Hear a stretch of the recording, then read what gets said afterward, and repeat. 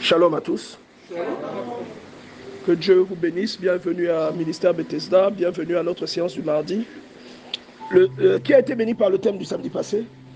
Je pense que moi-même j'ai été béni par ce thème-là. Et comme je le disais le samedi passé, c'était juste une introduction. C'est-à-dire que le Seigneur voulait nous introduire dans cette réalité qui est à la base de plusieurs confusions. Plusieurs confusions. L'exemple qui me vient à l'esprit pour expliquer à quelqu'un de quoi il est question, c'est par exemple quand vous voulez devenir pilote. Si aujourd'hui vous voulez devenir... Je ne comprends pas pourquoi nous les êtres humains, nous ne comprenons pas cette logique. Lorsqu'il s'agit de la prière, lorsqu'il s'agit de Dieu.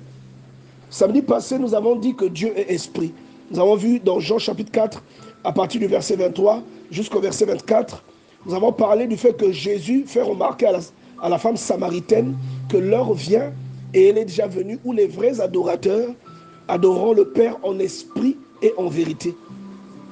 Et nous avons défini ce que c'est que l'adorateur. Nous avons dit que l'adorateur, lorsque Jésus dit cette parole, il ne parle pas des chantres qui sont dans les églises. Alléluia. Parce que nous avons ici la sœur Priscilla, qui est une chantre. Nous avons la sœur Inès, qui est une chantre. Si cette parole est sélective, donc elle s'adresse qu'à toutes les deux. Et moi, le frère Morel, sœur Lise, pasteur Iloki, les autres. Donc nous ne sommes pas concernés. Donc on ne sera jamais des vrais adorateurs. Donc la qualité d'un vrai adorateur, la particularité d'un vrai adorateur, ce n'est pas le fait d'avoir une belle voix. C'est le fait d'avoir un cœur qui aime Dieu. Est-ce que quelqu'un comprend ça? C'est ça la particularité. C'est de cette particularité que le Seigneur Jésus nous parle. Quand on parle d'adorateur, il faut enlever le fait que nous sommes dans une chorale ou que nous ne sommes pas dans une chorale. Il y a peut-être quelqu'un pour se considérer adorateur, il s'est senti obligé d'aller entrer dans une chorale, d'aller intégrer une chorale, commencer même à jouer au synthé ou bien commencer à apprendre à chanter, à faire le ténor. Ou je ne sais pas, moi je connais très mal ces histoires, la sœur Inès pourra nous aider. Mais en fait, ce n'est pas de ça qu'il est question quand on parle d'adorateur. Parce qu'en réalité, l'adoration n'a rien à voir avec le chant. Est-ce que vous comprenez? Je vous ai parlé de Apocalypse chapitre 4. Et nous avons vu que les 24 vieillards, lorsqu'on parle du fait qu'ils adoraient Dieu, il est écrit nulle part qu'ils chantaient à Dieu. Et pourtant, le livre d'Apocalypse nous dit plusieurs fois qu'ils sont en train de chanter des cantiques, ils sont en train de chanter un cantique à l'agneau, ils sont en train de... Voilà, le cantique des rachetés. Mais quand ils adorent, on ne dit pas qu'ils sont en train de chanter. On dit simplement qu'ils ont dit. Est-ce que quelqu'un se rappelle de ça? Voilà, on dit qu'ils ont déclaré des paroles. On dit, lorsque les quatre êtres vivants rendent gloire et honneur à celui qui est assis sur le trône, à celui qui vit au siècle des siècles. On dit maintenant que les 24 vieillards se prosternent devant celui qui est assis sur le trône, et ils adorent celui qui vit au siècle des siècles. Et on précise, et ils jettent leur couronne devant le trône. Donc en fait, l'adoration, on l'a défini dernièrement, est un acte qui consiste qui consiste à faire une chose qu'on ne peut pas faire pour quelqu'un d'autre que pour Dieu uniquement. Vous voyez ça? Même si c'est la même chose qu'on fait tout le temps.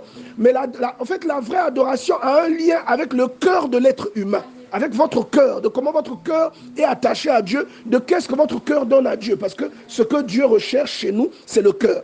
Et si nous comprenons ça, nous allons comprendre comment on prie. Amen. Vous comprenez ça? Parce qu'en fait, quand on parle de prière, beaucoup de gens voient la supplication. Certaines personnes voient l'intercession. D'accord? Mais en réalité, la prière est une offrande à Dieu. Donc même quand on nous dit qu'Abraham a été prêt à donner son fils, on parle de ce que son cœur accepte de donner à Dieu. Donc on ne va pas demander à la sœur Inès d'aller sacrifier Salomon, au pasteur Eloki d'aller sacrifier Kevin. Mais on parle de quelque chose qu'il est capable de donner à Dieu, et à Dieu seul, mais à personne d'autre. L'adoration, c'est ça. C'est pour ça que vous voyez par exemple Abel et Caïn. Vous voyez que les deux, pourtant Dieu n'est pas dans les partis pris. Amen. La Bible dit dans le livre des Actes des Apôtres que Dieu, dans le chapitre 10, que Dieu ne fait exception de personne. Dieu n'est pas sélectif. Mais il dit que tous ceux qui le craignent, est-ce que vous comprenez ça? C'est ceux-là qui voient sa main. Tu vois? Tous ceux qui le craignent. Donc du coup, ici, il n'est pas question de celui qui chante plus fort. ou celui qui donne plus, mais c'est celui qui donne comme Dieu le souhaite. C'est de cela qu'il est question.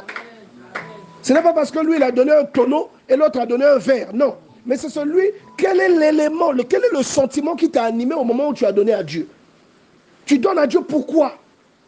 Tu donnes à Dieu, il y a des gens qui donnent avec orgueil, mais il y a des gens qui donnent en pleurant. Je ne sais pas si vous comprenez ça. Je ne sais pas si ça vous est déjà arrivé. Que quand vous êtes en train de donner, vous pleurez par amour pour Dieu.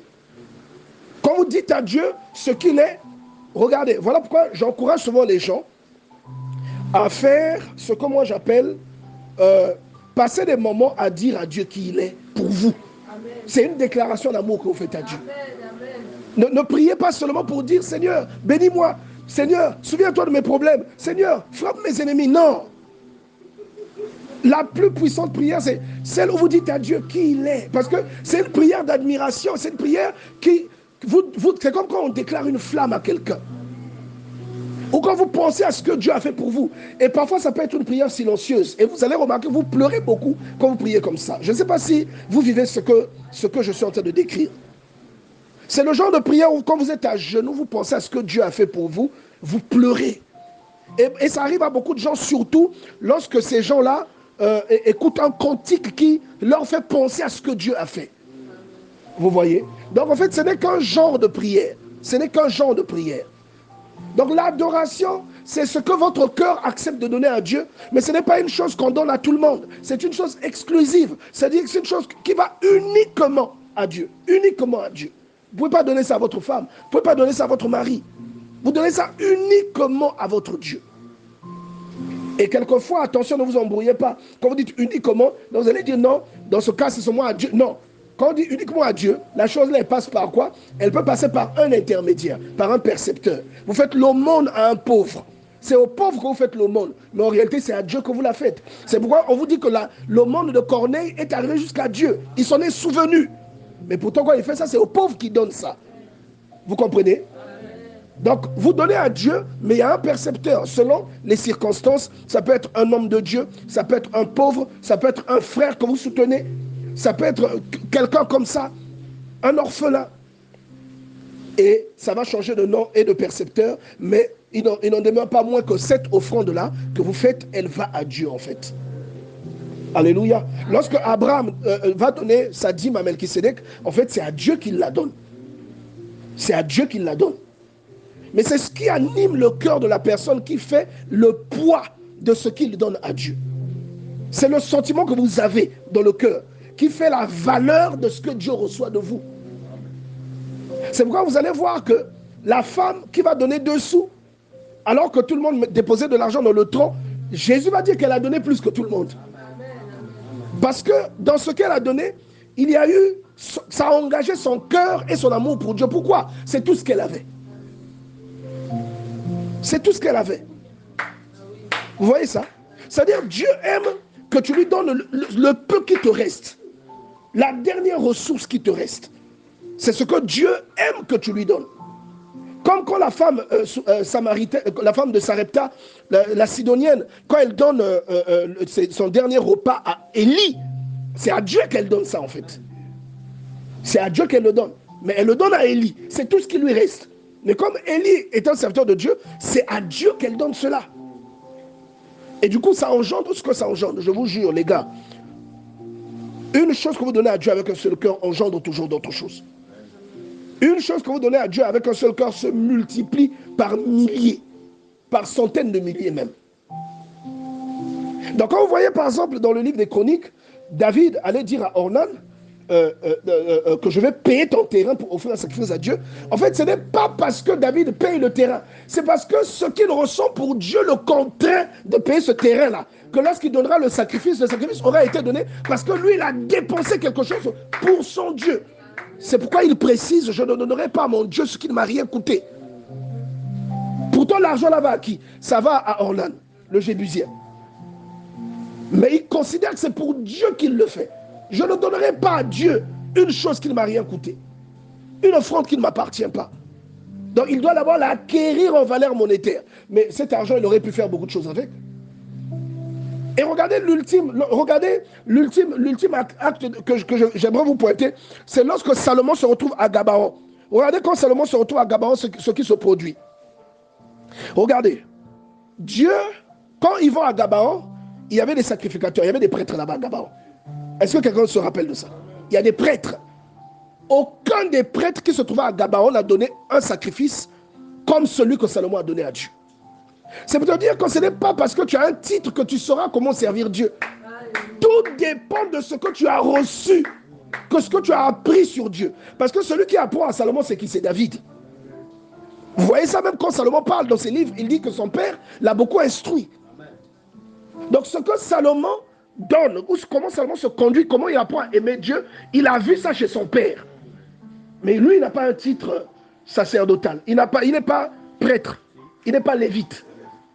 Est-ce que vous comprenez ça? Mais il donne une offrande. L'offrande l'a fait plaisir. Il n'y avait pas que lui qui sacrifiait. L'offrande l'a fait plaisir à Dieu plus que toutes les autres offrandes. Pas seulement parce que c'était la quantité, puisqu'on dit qu'il a donné 1000 holocaustes. Mais c'est la volonté de donner 1000 holocaustes là. La volonté là. Pourquoi il va donner 1000 holocaustes à un Dieu qui ne voit pas? C'est ça l'adoration en fait. Il y a des gens, tu prends une grande somme, tu vas donner, toi tu es bête, tu vas donner une grande somme à un homme. En fait, laissez les gens dire ce qu'ils disent, ils ne comprennent pas de quoi il s'agit. C'est comme si tu allais parler de la vésicule biliaire à un médecin. Il va se moquer de toi parce qu'il connaît ça mieux que toi. Oh la rate. Tu vas montrer la position du foie au médecin. Ça, c'est son domaine. Et donc ceux qui disent ça, ils ne comprennent pas de quoi il s'agit. Ils ne savent pas que c'est un acte miraculeux que tu déclenches. C'est un acte sacré que tu poses. Cet acte-là est un acte de sainteté accrue que quelqu'un pose. Et c'est pourquoi je dis souvent, nous ne comprenons pas comment aborder Dieu, parce que nous sommes dans un corps et nous mélangeons tout. Le samedi passé, j'ai expliqué que lorsque Dieu a donné ce corps à Adam, ce corps était en harmonie avec le divin. Mais après la chute, ce corps est devenu plus un retardataire. Ce corps est devenu un voile. Ce corps est devenu une nappe. Ce corps est devenu une obstruction. Et elle nous a fait perdre notre sensibilité. Elle nous a fait perdre notre contact, notre lien, notre communication facile avec notre Dieu. La Bible dit que quand Adam était dans le jardin et que Dieu marchait dans le jardin, Adam a entendu Dieu marcher, il est allé se cacher. Quelqu'un comprend ça? Et des fois, il va vous arriver, vous êtes dans votre chambre, vous dormez, vous entendez quelqu'un marcher dans la maison. Et votre corps ressent une présence. Je ne sais pas si vous avez déjà vécu ça. Et vous sentez qu'il y a quelqu'un de saint qui est là. Parfois, il vous touche. Alléluia. Mais si c'est la vérité, dis ça fort. Alléluia. Moi, je ne veux pas qu'on pense qu'il n'y a que moi qui vis ça. Alléluia. Des fois, tu veux entamer un dialogue, mais parfois, on ne te répond pas. Tu commences à poser des questions. C'est quand tu sors de cette heure, tu dis, mais les questions que je posais étaient bêtes. Tu commences à poser, c'est un tel, tu poses des questions. Vous voyez ça? Tu sens que lorsque la personne est en train de marcher, tu mets kangama, mais pas dans le mauvais sens. Dans le sens du divin, tu commences même à pleurer. Parce que tu ressens une sainteté dans là où tu te trouves. Il est en train de marcher. Il fait exprès que tu entendes les pas. Ça veut dire que, regardez, bien aimé, des fois, on ne comprend pas comment aborder Dieu parce que on croit que comme on est de la chair, quand on parle, là, ça suffit. On oublie la consigne. On oublie comment on était au départ. Toutes les personnes qui ont développé un lien avec Dieu, un lien fort, ce sont des personnes que Dieu a toujours pris, qu'il a extrait de la condition humaine. Quoique humains, ils ont été extraits de la condition humaine pour avoir maintenant accès à une autre condition. C'est comme si le spirituel commence à dominer sur eux. Donc Dieu, quand il vous prend, c'est pourquoi il vous fait d'abord passer par la conversion. Conversion, c'est quoi? C'est le fait de convertir quelque chose. C'est-à-dire, l'état initial n'est plus l'état. Après la conversion, ce n'est plus le même état. Donc, qu'est-ce que Dieu fait? En fait, quand vous devenez son enfant, pour qu'il y ait maintenant ce contact permanent, il va vous prendre dans l'état dans lequel vous êtes à l'origine, et vous change, il vous fait passer à un état qui est compatible à qui lui il est. Vous voyez ça? Il y a une fréquence commune à Dieu et à toi. C'est dans cette fréquence que vous communiquez. Je vous ai pris l'exemple la dernière fois. J'étais en Angola. On n'arrive pas à parler parce qu'eux, ils parlent portugais. Ils ne savaient pas parler anglais, ils ne savaient pas parler le français. Mais quand j'ai entendu le lingala, j'ai demandé, est-ce que vous parlez le lingala? Le monsieur a dit oui. Et nous avons communiqué. C'est pareil. À ce moment, le lingala devient quoi? L'esprit. Vous comprenez ça? Le langage par lequel je peux communiquer avec Dieu. Je ne dis pas qu'il faut parler une langue, mais je dis que c'est mon esprit qui communique avec lui. C'est-à-dire dans la chair, je ne peux pas plaire à Dieu. C'est ce que la Bible te dit. Galate explique que la chair et le corps sont faits la chair et l'esprit sont faits de manière à ce qu'ils soient contradictoires tous les deux, qu'ils soient opposés tous les deux. La chair ne peut pas aimer ce que l'esprit aime. Par conséquent, il ne peut pas expérimenter ce que l'esprit peut expérimenter. La vérité que tu reçois en esprit, la chair ne peut pas la recevoir. Nous avons lu ça samedi dans le premier livre de Corinthiens, chapitre 2, que l'homme animal ne peut pas recevoir ce que l'esprit de Dieu dit.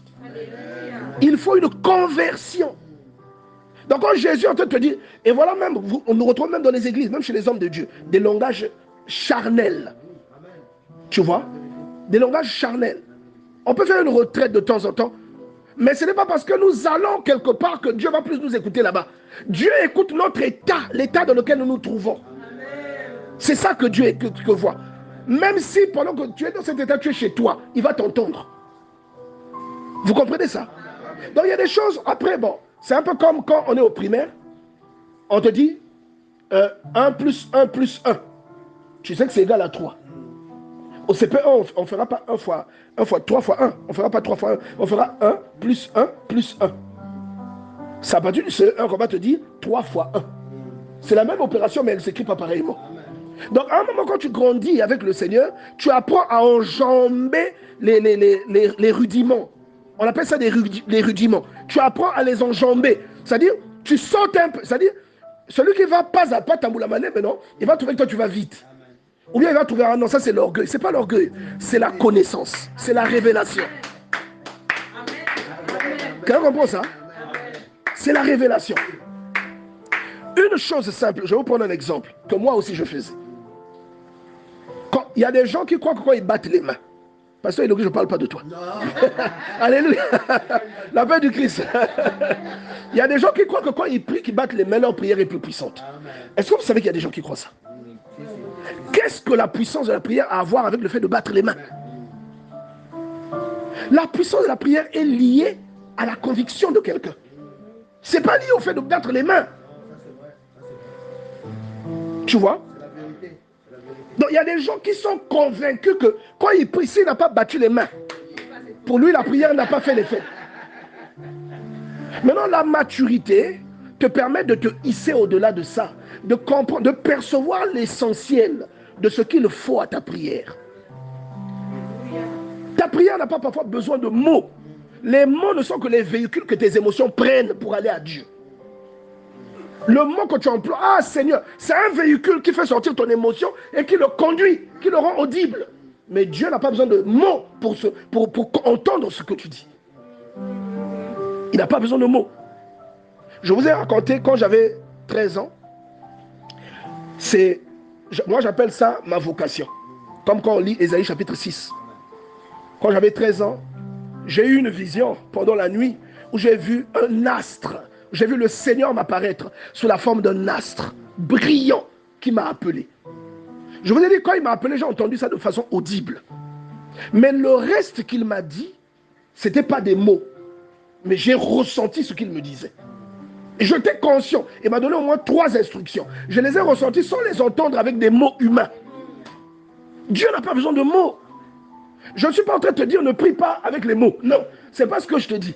Prie avec les mots. Parce que c'est un moyen peut-être qui te permet de... Moi aussi, je prie avec les mots. Mais je te dis que ce n'est pas ça l'essentiel de la prière. L'essentiel de la prière, c'est ta conviction, c'est ta foi.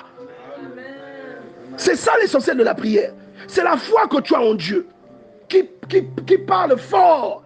Ce sont les actes que tu poses devant Dieu qui parlent fort. Regarde, quand tu aimes l'autre, ta prière, toi qui aimes l'autre et qui prie, ta prière est plus puissante que celui qui va à l'église tous les jours mais qui n'aime pas l'autre. Mais pourtant il prie beaucoup. Donc tu vois à ce moment que ce ne sont pas les mots qu'il multiplie qui déterminent le tout. Mais c'est les actes parfois. Parce que les actes là, on va te dire non, ce n'est pas les actes qui justifient. Non, laissez. Il y a des gens qui font des confusions. Les gens qui disent ça confondent les actes de la loi avec les actes de la foi. Est-ce que quelqu'un comprend ça? Est-ce que quelqu'un comprend ce que nous sommes en train de dire là? Les gens confondent souvent les œuvres de la loi qui ne sauvent pas. Les œuvres de la loi, c'est l'apôtre Paul qui en parle. Les œuvres de la foi, c'est Jacques qui en parle. Et les gens s'embrouillent souvent là-dedans. Oh non, c'est pas parce que tu fais quelque chose que ça va changer. Non, c'est faux. La Bible dit clairement, mes frères, que sert-il à quelqu'un de dire qu'il a la foi s'il n'a pas les œuvres? La foi peut-elle le sauver? C'est-à-dire la foi, le mot foi. Il faut que la foi là ait des œuvres. Quand tu aimes la prière, c'est une œuvre de ta foi. Quand tu es libéral, c'est une œuvre de ta foi. Quand tu aimes les autres, même tes ennemis, c'est l'œuvre, c'est la preuve de la foi que tu as à l'intérieur de toi. Le fait d'aimer tes ennemis. Quand tu pardonnes facilement, c'est un fruit. Est-ce que tu comprends ça? Si un frère ou une sœur sont nus et manquent de la nourriture de chaque jour, et que l'un d'entre vous leur dise, allez en paix, chauffez-vous et rassasiez-vous, et que vous ne leur donniez pas ce qui est nécessaire au corps, à quoi cela sert-il? Où est la foi dans tout ça? Sérieusement.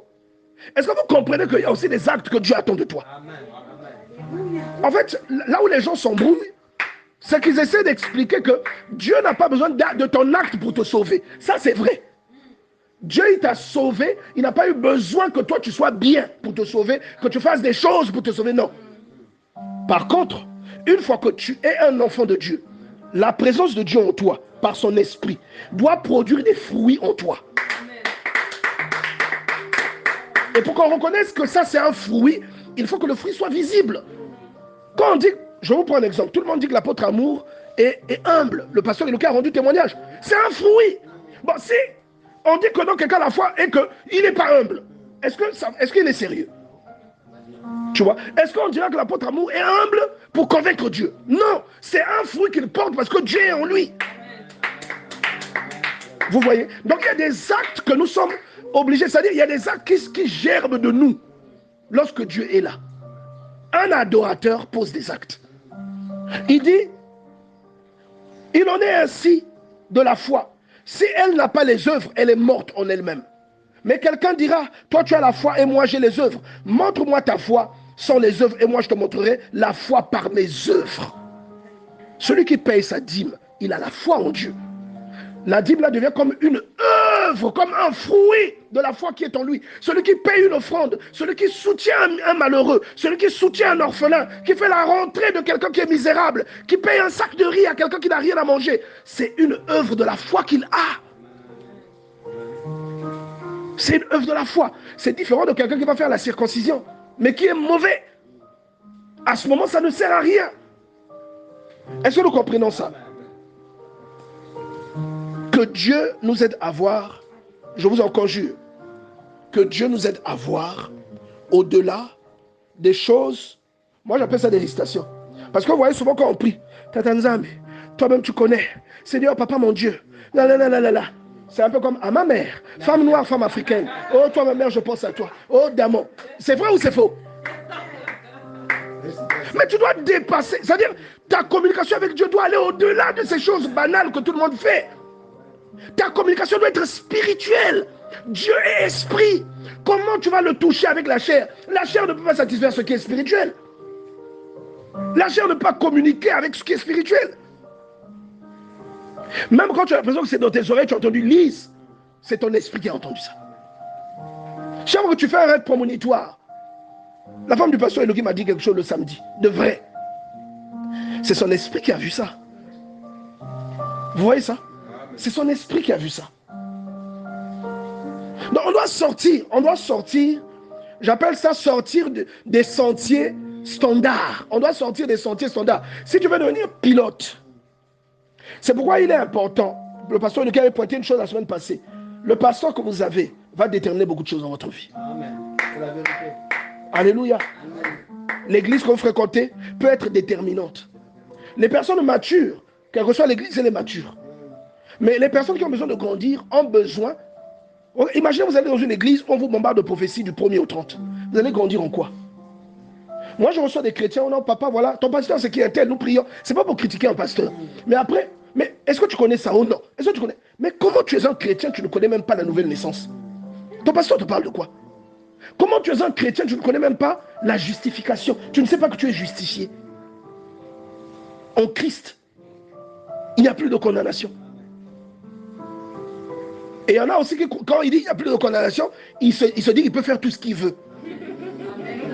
Parce que le pasteur n'a pas expliqué que quand on dit qu'il n'y a plus de condamnation, là, ça veut dire que lui, il a pris ta part. Il a pris, c'est-à-dire il s'est donné pour que toi, tu sois épargné. Mais attention, il te dit aussi que tu dois travailler à ton salut. Il te dit aussi que ce qu'un homme sème, il le moissonnera. C'est le même qui te dit ça.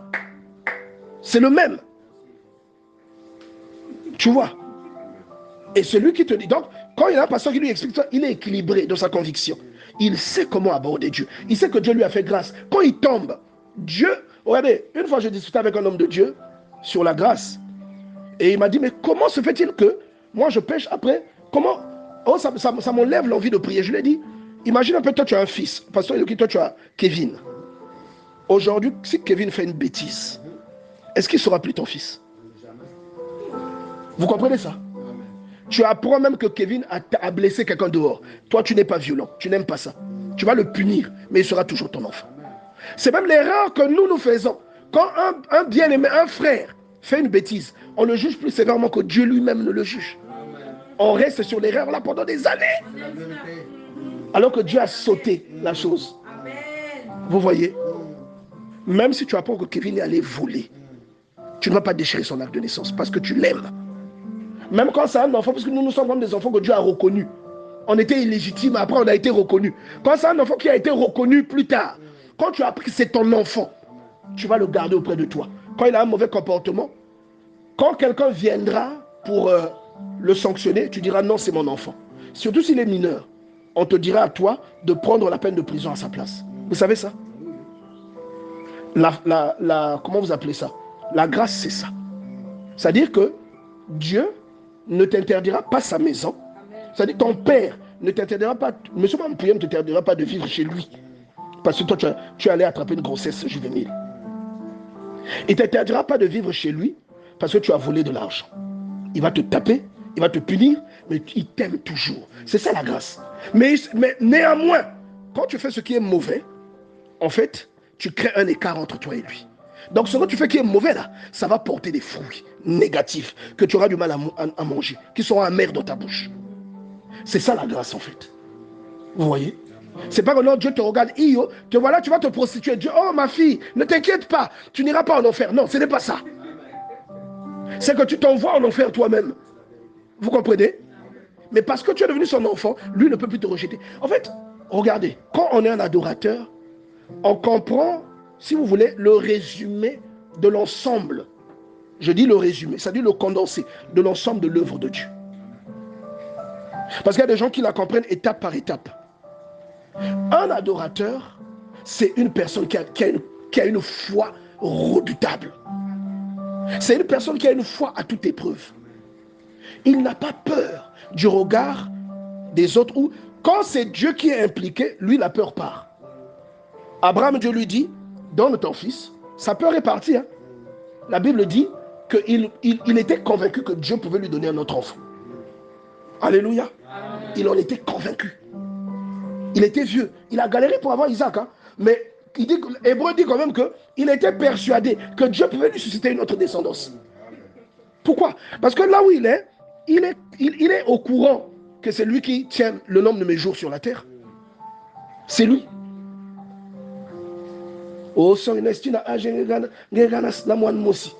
C'est lui qui sait. Est-ce que tu comprends? Il sait combien d'années tu vas vivre. Je vais avoir peur de quoi? Et pourquoi? Oh, les années passent, tu ne te maries pas. Mais celui qui a mon destin, il est dans ma vie. Il sait forcément ce qu'il fait. Amen. Il est informé. Qu'est-ce que moi je vais faire qu'est-ce que je vais faire qui va... Je ne sais pas si tu comprends. Alléluia. Il est informé. Donc on doit sortir des sentiers préétablis. Une piste préétablie dans laquelle tout le monde entre. Tout le monde va glisser là-bas. Donc tu mets là, tu glisses. Tu ne te poses pas de questions. Non. Dis à ton voisin, ne glisse plus. On doit refuser ça. On doit maintenant savoir à qui on parle, comment on lui parle. Si tu veux être pilote, il faut que tu fasses des études que font les pilotes et que tu aies la compétence que tu acquiers la compétence et le jargon des pilotes. Les pilotes ne parlent pas comme les médecins. Les médecins ont administré lui avec une telle dose, avec une seringue 5 cc. Ça, les pilotes ne parlent pas comme ça. Les pilotes disent Alpha, Bravo, Tango, Oscar. 2000 pieds, on est à 1000 pieds. C'est ça qu'ils disent. Vous voyez? Les marins, ils disent non, allez, à bâbord tout, à tribord tout. C'est ça qu'ils disent. On est à 2000 nœuds, je ne sais pas. C'est comme ça qu'ils parlent. Chaque corps a un langage approprié. Maintenant, pourquoi tu veux que, quand il s'agit de Dieu, à ton avis, pourquoi la plupart des gens ne reçoivent pas, ou la plupart des gens n'expérimentent pas réellement, ou qui tâtonnent? C'est comme, là où l'eau doit sortir, avec puissance, avec pression. Chez toi, c'est seulement des gouttes qui sortent. Toi, tu crois que, toi, tu te frustres, mais quand Dieu, il dit, c'est pas normal. La cause de ça, c'est quoi? L'ignorance. C'est l'ignorance. C'est ça qui fait périr le peuple. Alléluia.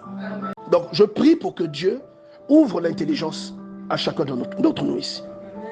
L'heure vient, elle est déjà venue. Tu verras que ce soit Abraham, que ce soit... Pourquoi Dieu demande à Abraham de faire la circoncision? Tout ça, ce sont des... Si tu veux, comment on va appeler ça? Des rites. Parce qu'à l'époque, on utilisait beaucoup des rites pour manifester les choses spirituelles ou pour parler d'une réalité spirituelle. Qu'est-ce qu'on faisait? On faisait des rites. Tu vois? Le pardon, on faisait quoi? On sacrifiait un animal. Oh non, un sacrifice de culpabilité. Ah, le grand prêtre offrait, il tuait le bouc. Il prenait les péchés du peuple, il mettait sur le bouc. Tout ça, c'est pour l'histoire. Un phénomène spirituel que Jésus vient accomplir. Donc, on faisait beaucoup de rites. Il y a des choses que nous faisons qui sont des rites, mais qui ont une réalité spirituelle. C'est-à-dire, l'impact de la chose, c'est quand elle se produit en esprit. Vous voyez ce que je veux dire? Donc tu as beau être dans l'église sur le banc, en train de parler Tata Nzambe dans le vie, Tata Nzambe, c'est bien. Mais c'est quand ton cœur reçoit suffisamment d'informations et de convictions, c'est-à-dire la confiance en Dieu, une confiance inébranlable à toute épreuve. Le fait de croire éperdument, d'aimer Dieu d'un amour terrible, peu commun, ça attire son attention. Ça attire son attention. Il dit c'est en esprit. C'est en esprit. Tu ne peux pas, toi, dans la chair, faire des choses qui vont satisfaire Dieu. Tu ne peux pas, c'est impossible. Ta chair voudra aller avoir une relation sexuelle. C'est ça que la chair veut. Ta chair voudra aller manger le ngoulou. C'est ça que la chair voudra. Mais ton esprit voudra adorer Dieu. Ton esprit voudra contempler Dieu. Ton esprit voudra rappeler à Dieu ses œuvres. Ton esprit va pleurer, Psaume 41, comme une biche soupire après des courants d'eau. Ainsi mon âme soupire après toi, ô Éternel. Quand tu lis ça, tu finis même pas la phrase, tes larmes coulent. Qu'est-ce qui fait couler tes larmes? Parce que tu comprends la profondeur de ce que ça dit. Tu comprends ce qu'il veut dire. Et mon âme a soif de Dieu. Tu vois? Et tu comprends parce que peut-être tu ressens ça. Est-ce que quelqu'un comprend? Lève la main si tu es avec moi. Que Dieu nous aide à sortir des sentiers préparés d'avance. Les sentiers que tout le monde a empruntés. Oh non, c'est ici. Tu montes dans le toboggan, ça t'emmène de tel. Non. Maintenant, tu dois aller à la rencontre de Dieu. Tu dois le découvrir. Aujourd'hui, pour ceux qui sont en couple, ceux qui sont avec quelqu'un, vous avez croisé en route, après, allez, mettons-nous ensemble. Non. Vous vous êtes croisés en route, allez, vous vous êtes mariés. C'était comme ça. C'est pas comme ça. Vous avez appris. Parfois, vous prenez même le temps d'observer la personne. Vous observez comment elle est. Vous testez un peu les questions de culture générale. Là, vous êtes encore seulement amis. Vous testez. Allez, les fiançailles, vous commencez à tester la cuisine. Donc, il y a ta soeur qui est là, elle aussi, elle vient. Allez, vous arrivez là, elle prépare. Comment elle fait le saka-saka? Elle vient aider ta maman. Est-ce qu'elle est travailleuse? Vous découvrez. Et c'est tout ça qui vous fait aimer la personne que vous épousez. Amen, amen, amen. Vous voyez? C'est tout ça qui vous fait aimer la personne. Vous voyez ça? Vous voyez que c'est quelqu'un qui est libéral. Quelqu'un qui te soutient. Regardez. J'ai envie de raconter même mes propres expériences. Quand j'ai commencé avec la sœur Karen. C'est-à-dire, tu sais que avant, c'était comme tu travailles, il faut donner de l'argent à la personne. Et donc, moi, quand on a commencé à se fréquenter, une fois elle vient, quand on arrive là, je veux lui donner de l'argent. Elle dit non. Je dis, ah, c'est quelle histoire ça? Si tu n'es pas mieux, tu peux me croire, c'est orgueil. Tu vois un peu? Elle dit, non, non, non, tu peux garder ça.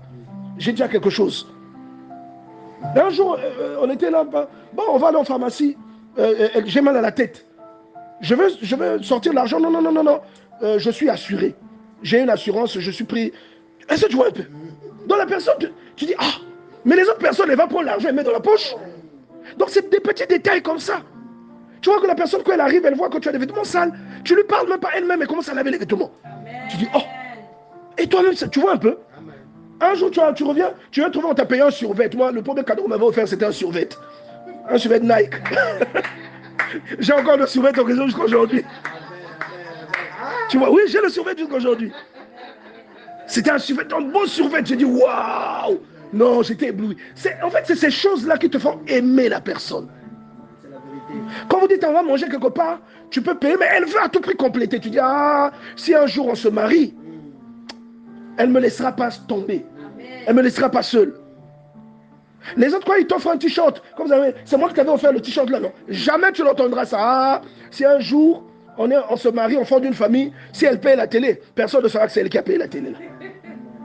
Mais il y a des femmes qui exposent. Hein? Dès que sa famille arrive, on a télé à Moumoutsubaka, ma photo est à Moumou. On ne sait jamais, peut-être un jour, peut-être même que Kouma. Vous voyez ça? Donc, en fait, c'est en passant du temps avec la personne que vous découvrez la personne. Improvisation, hein, on se rencontre, mes soeurs viennent, elle vient, tout ça. Hein, je le vois, elles sortent, elles vont faire les achats, elle revient. Des trucs sont toutes faits. Elle fait des crêpes, elle fait des gâteaux. Tu vois un peu? Tu dis, ah, moi j'aime ça. Moi, chez nous, c'est comme ça. Je disais toujours à Dieu, il doit me donner une femme qui sait faire ces choses-là. Et c'est comme ça. Donc quand elle retourne chez eux, elle t'a laissé du bissap qu'elle a fait, elle t'a laissé du yaourt et des morceaux de gâteau pour avoir des goûters quand tu vas au travail. Donc comment tu ne vas pas tomber amoureux, mon ami? Comment tu ne vas pas tomber amoureux? Est-ce que tu vois? Maintenant avec Dieu, c'est la même chose que tu expérimentes. C'est la même chose. Parce que quand je découvre Dieu, le pasteur Enoki, une fois, j'étais en train de lui faire une exhortation, un soir. Il me dit, non, vraiment, père, j'ai telle difficulté. Je lui ai fait une exhortation. Et pendant que je lui prenais les exemples, pendant qu'on parlait, tu vas te rappeler, ma femme est venue me dire, on n'a plus qu'un seul feu qui marche sur la gazinière. Tu te rappelles? On n'a plus qu'un seul feu qui marche. Et je lui ai dit, d'accord, il n'y a pas de souci. On va parler au père. Et quand j'ai fini d'exhorter le pasteur Iloki, j'ai prié avec ma femme. Le lendemain matin, je m'en souviens toujours, c'était un jeudi. Quelqu'un est venu me déposer une cuisinière neuve. Je n'ai jamais demandé cette cuisinière. Et c'est la cuisinière que j'ai jusqu'à aujourd'hui. Et j'ai toujours dit que j'ai payé des cuisinières, j'en ai payé, hein, j'en ai offert. Mais c'est la plus belle cuisinière qu'il y a eu dans ma maison. C'est celle que quelqu'un m'a offert. Je n'ai jamais demandé ça. Dès qu'on m'a offert, j'ai pris la photo, j'ai envoyé à pasteur Eloki. Regarde ce que je te disais hier. Je crois que hier, tu as entendu quand ma femme me disait qu'il n'y a plus qu'un seul feu qui marche, je ne peux plus continuer à préparer comme ça. Et ce matin, on m'a déposé une cuisinière que je n'ai pas demandé. Quand tu vis ça avec Dieu, ça te fait regarder Dieu autrement. Et quand tu vis 1, 2, 3, 4 expériences comme ça, tu commences à l'aimer. Tu commences à tomber amoureux de lui. Tu sais maintenant que dans la détresse, c'est lui qui te soutient. Tu sais maintenant que c'est lui qui te conduit. Et quand tu as un problème, tu n'as plus peur. Tu n'as plus peur. Et maintenant, quand tu te mets à genoux et tu commences à lui parler, bien aimé, quand tu vas te mettre à genoux, tu te souviens de ce qu'il a fait. Tu vas pleurer avant de parler. Parce que ça va te donner un sentiment comme si il te privilégie. Je ne sais pas comment te dire ça. Et tu vas trouver que tu n'es pas digne de ça. Tu vas pleurer. Tu vas pleurer. Ah Seigneur. Ah Seigneur, mais comment tu peux m'aimer comme ça? Un misérable. Comme disait David, un chien mort. Comment tu peux m'aimer comme ça? C'est comme si dès que tu as un problème, tu dis, le problème là, ce n'est pas un problème. Je vous ai raconté dernièrement, on avait un souci avec ma femme. Elle avait un projet. Elle me dit, j'ai besoin d'1 million. Je lui dis, ah, à l'époque, hein, c'était un petit problème. Mais là, toi-même, regarde sur la conjoncture. Mais c'est pas grave, on va parler au père. On a parlé au père. Le lendemain, quelqu'un l'a contacté pour lui dire pour lui confier une commission. Quelques jours plus tard, la commission s'est faite. Et elle a eu une commission de 1 400 000. Donc, au plus tard, quand on est reparti au samedi prochain, parce que je crois qu'on en avait parlé un dimanche. Quand on est reparti au samedi prochain, c'était devenu un témoignage. J'avais besoin d'1 million. 3 jours après, 4 jours après, j'ai eu plus d'1 million. Parce que la nuit, j'ai parlé à mon père. Je me suis réveillé avec mon mari. On a dit, ah père, on a besoin d'1 million. La conjoncture actuelle est, mais on en a besoin. Et il a créé la condition. Quand tu te souviens de ce Dieu, et qu'il y a une chose que tu n'arrives pas à obtenir, est-ce que ça va t'inquiéter? Tu vas dire, mais la chose là même, c'est quoi? Tu vas blâmer même la chose en question. Tu vas dire, toi, tu es quoi? Après, tu vas dire, bon, de toute façon, il m'a dit que tout ça m'appartient. Qu'est-ce que je vais faire? Je vais commander à la chose de venir. Je vais dire, je te commande. Avant la fin de la semaine, tu dois te manifester. Tu vois? Et tu as l'impression, même quand tu marches, tu es seul. Mais tu as l'impression que tu es avec lui. Quand tu marches, quand tu conduis, tu es avec lui. Et des fois, je te jure, tu sens vraiment la présence de Dieu. Tu sens vraiment que quelqu'un est avec toi. Donc, on peut marcher, on peut être ensemble, non? Tu vas voir mes larmes couler. C'est parce que j'ai senti quelque chose. Tu vois? Non, on doit sortir de l'expérience de Nova. Hein? Tu viens, tu fais génuflexion, signe de la croix. Après, tu vas t'asseoir. Ça t'a donné quoi jusqu'à aujourd'hui? Chacun a sa façon de prier, certes. Mais moi, je suis en train de te dire que Dieu, il faut interagir avec lui. Dieu t'entend, il t'écoute. Et tant que tu es dans la chair, il n'y aura pas d'interaction. C'est pourquoi tous les exemples bibliques, tu vois, il te sort d'abord de l'état dans lequel tu es pour te convertir. C'est comme quand tu prends, regarde, tous les appareils qui viennent de l'Angleterre fonctionnent à 110 comment? Volts. D'accord. Chez nous ici, c'est 220 volts. Mais ceux qui viennent de l'Angleterre, j'avais une chaîne musicale comme ça, donc il fallait payer un adaptateur qui convertit.